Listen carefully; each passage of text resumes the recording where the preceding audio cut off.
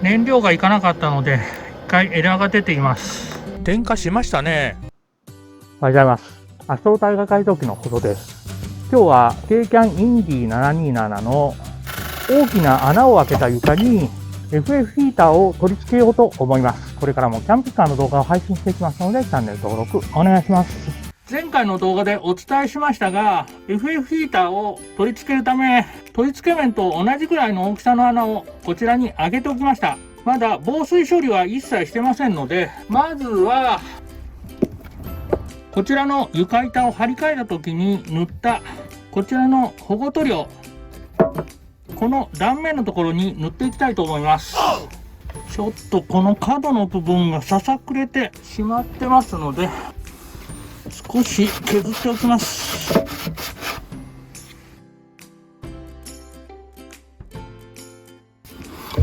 よし、かかりないな。いいかな。こちらは100均の筆です。床を張り替えた時の動画でお伝えしましたが、下の FRP と床の間に少し隙間があります。コーキングで通常は埋めるんですけど、大丈夫ですかね。床の張り替えをしたのはコーキングがもう傷んでて、ここの隙間から水が入り、床板がありえないぐらいに腐ってました。なのでちょっと FRP と板の間をコーキングだけで埋めるのはちょっと心配なんですよね。よいしょ、こんな感じかな。あとは乾くまで待ちましょう。よいしょ。はい、今日も作業を進めていきます。昨日塗った塗料は1日経ってもうすでに乾いてると思います。ちょっと分かりにくいと思いますが、この上の部分が板で、この下の部分、この薄いのが FRP です。分かりにくいかもしれませんが、板と FRP の間に隙間があります。この FRP 押すと少し動くので、コーキング剤だけだと振動でコーキング剤が割れてしまわないかちょっと心配です。今回は FRP を追加して穴を塞ぐことができないか試してみたいと思います。まず穴の近くまでコーキング剤があるので、コーキング剤剥がしておきます。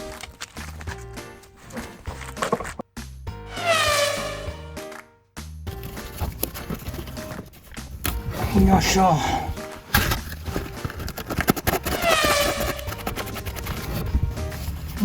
これでちょっと FRP 貼ってみますかね。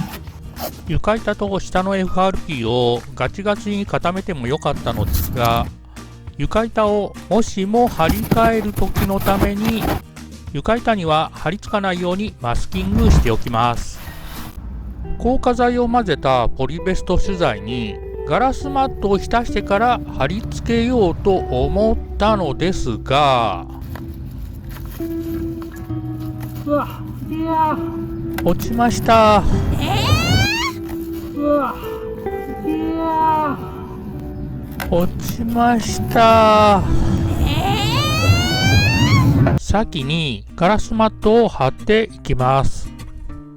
難しいな。ポリベスト資材に硬化剤を混ぜただけでは壁に塗るには流れやすいです。タルクを混ぜて粘度を上げた方が良かったです。少し固まったのでカッターナイフでカットします。 FRP は完全に硬化するとカッターナイフで切ることはできませんが、少し固まった程度の時にはカッターナイフで切ることができます。切っておいた方が後の作業が楽になりますが、少し固まりすぎてて切りにくいです。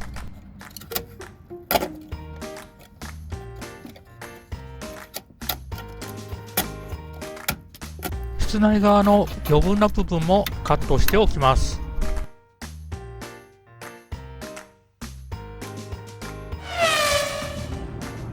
はい、今日も作業を進めていきます。昨日床板の隙間を FRP で塞ごうと思ったのですが、うまくいきませんでした。今回はルーフの接着にも利用した FRP 修正用まだ少し残ってますので、こちらを使って付属のガラスクロスを貼ってみたいと思います。あまり残ってないので追加で購入しないと足りないかもわからないですね。この FRP 修正用は A 剤と B 剤を同量混ぜていきます。昨日使用したポリベスト資材と硬化剤を混ぜただけだとサラサラで壁につけるの難しかったんですけど、こちらはドロッとしてるので壁に乗っても流れ落ちにくいんじゃないかと思います。熱っ。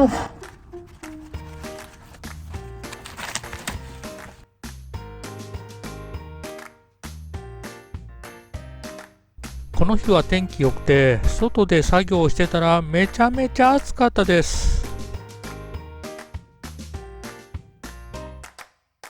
難しいな。うわ、難しいな。剥がれてきた。全然綺麗に貼れないな。ついていかんな。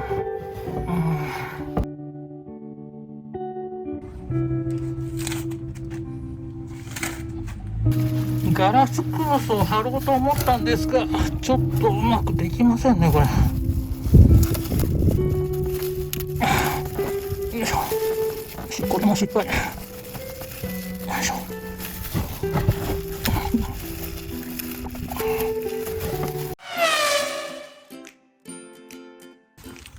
はようございます。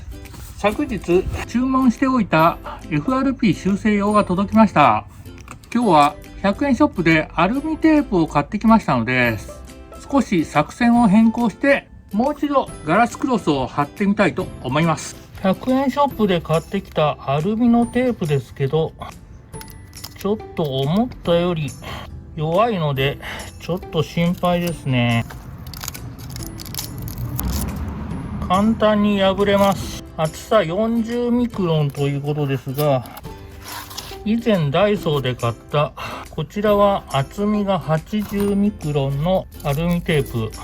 こちらの方が薄いはずなんですけど、こっちの方が強いので、昨日このために買ってきたアルミテープですが、これは使わずにこちらのアルミテープ使っていきます。これかなり古いんでもう売ってないかもしれませんのでご了承願います。花に合わせて切っておいたアルミテープをガラスクロスに貼っていきます。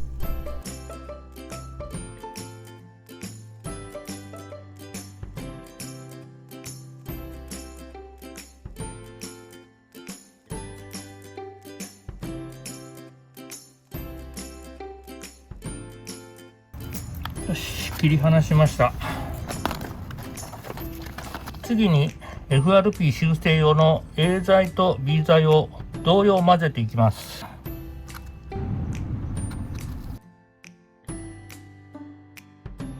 混ぜたらこのアルミテープを貼ったガラスクロスに塗っていきます。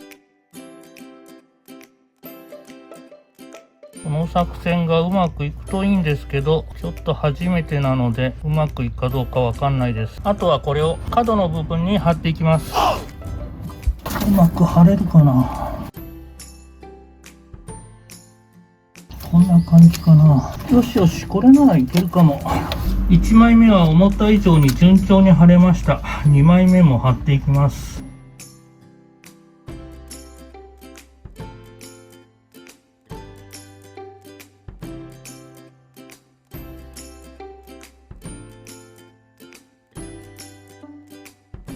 下からだと手が入らないので上から貼ってみましたが、どうかな。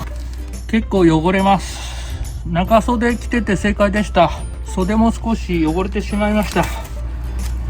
この作業する時には汚れてもいい服着て作業することをお勧めします。ちなみに FRP の汚れ固まる前でしたら、こちらのアセトンで拭いてやればきれいになります。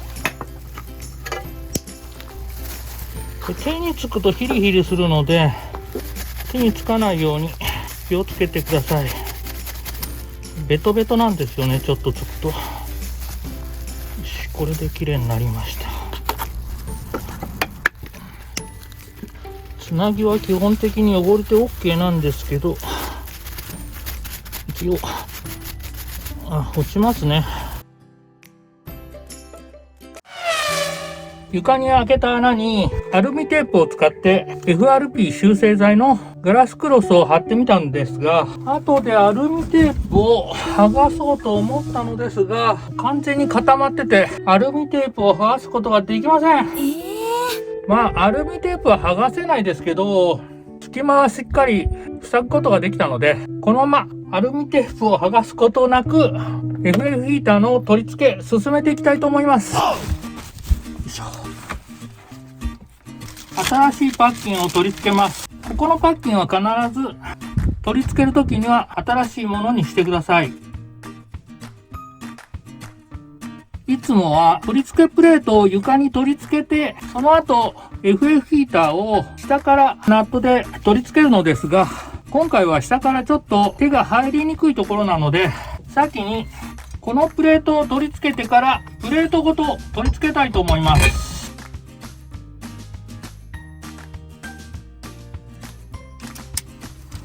ここは締め付けトルクが決まっています。締め付けトルクについては非公開となっておりますので、必ずベバストの講習を受けた作業員に取り付けご依頼お願いします。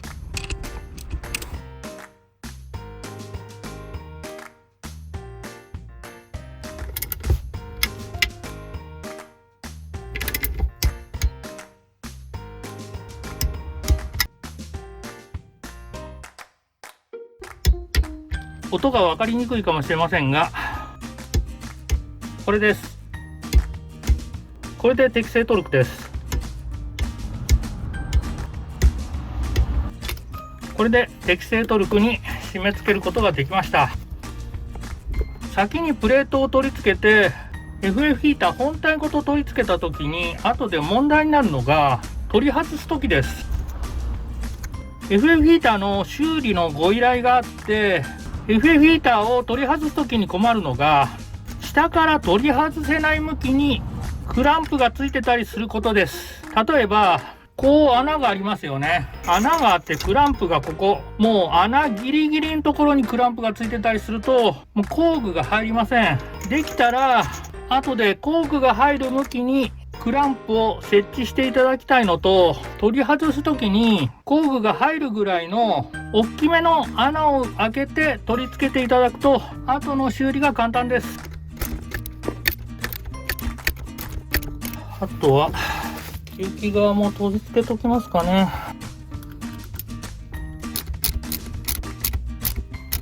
アストロプロダクツで耐熱性のあるシーリング剤を買ってきました。いつも買ってるグレーのシーリング剤が確か260度まで対応だと思うんですが、こちらは343度まで大丈夫みたいです。ここまでの耐熱性必要ないんですけれども、ちょっと安かったのでこちらのレッドの方のシーリング剤買ってみました。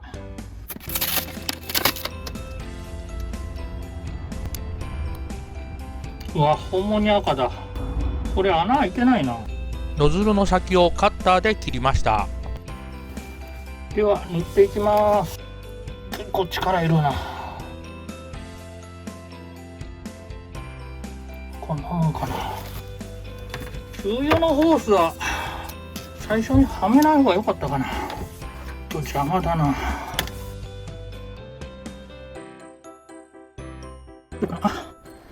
いしょ。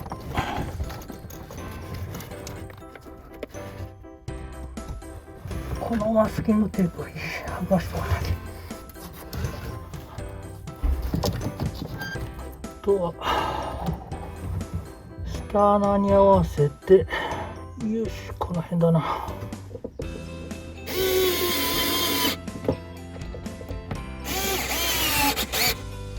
あとは奥だな。プレートと一緒に取り付けると、後でプレートのネジが取り付けできるかどうかが問題です。だってわかんない。本体取り付けましたが、多分下からシーリング剤がはみ出てると思うので、ちょっときれいにしておきます。シーリング剤は思ったほどはみ出ていませんでした。あとは吸気管を固定したり、排気管の先、ここにも尻口ついてるわ。排気サイレンサーをつけないといけません。先に室内側、エアダクトを取り付けていきたいと思います。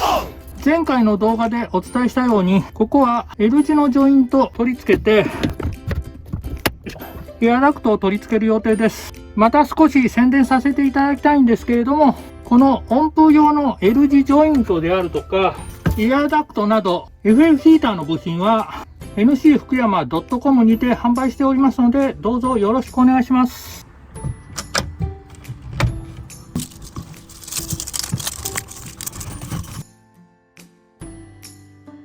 こちらの茶色い紙は保護のための紙なので、実際に取り付けるときには紙は取り外して設置をお願いします。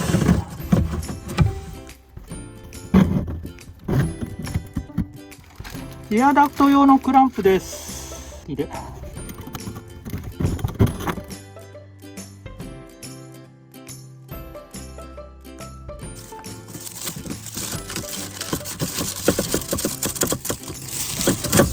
気持ちいい。先にクランプをはめておかないと。よ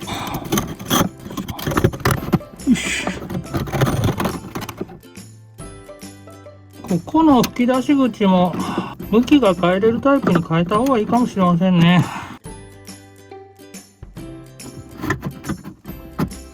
ダメだ、抜ける。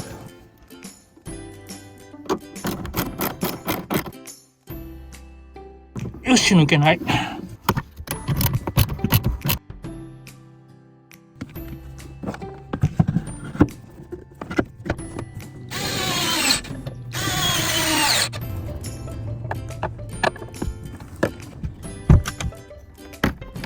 配線を取り付けますが、配線は手前に出した方がいいかもわかんないですね。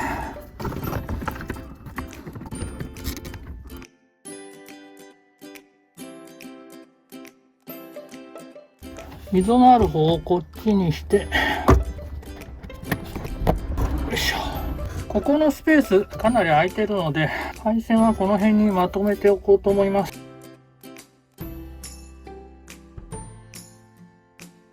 長いんだよな、これ。よいしょ。FF ヒーターの配線、長いので、切ってつなぎ直して短くしたくなるかもしれませんが、メーカーによって短くするとエラーになる機種もありますので、配線はそのまままとめるなりして、長いままにしておいてください。本体とちょっとだけ離して、この辺で留めたいですね。後で固定しておきましょう。まだまだ作業は続きますが、一旦ここでこちらのテスト台のタンクにガソリンを入れて点火のテストしてみたいと思います。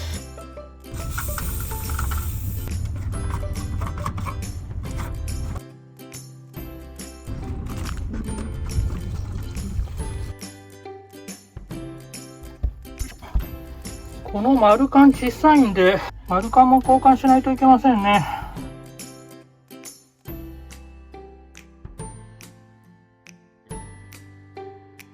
FF ヒーターのスイッチ入れてみます。マックスです。燃料がいかなかったので、一回エラーが出ています。再度スイッチ入れていきます。